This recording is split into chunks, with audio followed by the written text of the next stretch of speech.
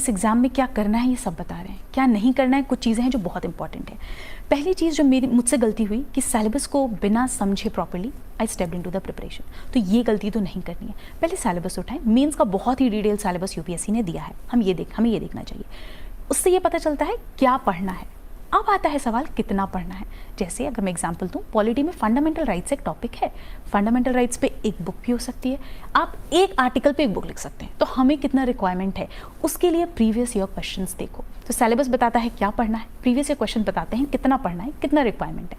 ये दो चीज़ों के बाद तीसरी चीज़ आती है बेसिक्स। एंड बेसिक्स के लिए आई थिंक एनसीईआरटी से बेहतर कुछ नहीं है। अब मैं ये बिल्कुल नहीं कहती कि 6 से 12 की सारी एनसीईआरटी पढ़नी है। कुछ स्पेसिफिक, कुछ बेसिक्स हैं जिनको आपको रेफर करना है।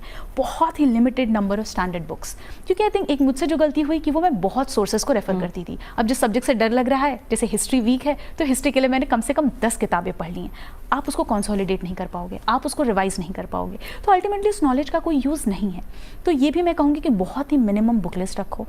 आई थिंक पढ़ने से ज़्यादा इंपॉर्टेंट एक रिपीटेड रिविजन स्लॉट, कि हर 10 दिन बाद, 10 दिन नहीं तो 20 दिन बाद मैं 1-2 दिन का स्लॉट, कि पिछले 20 दिन में जो पढ़ा उसको मैं रिवाइज करके उस पर एक टेस्ट सॉल्व करके और तब मैं आगे बढ़ूँ। तो ये कुछ चीज़ें हैं जो मुझे लगती हैं रिक्वायर्ड हैं इस फील्ड में।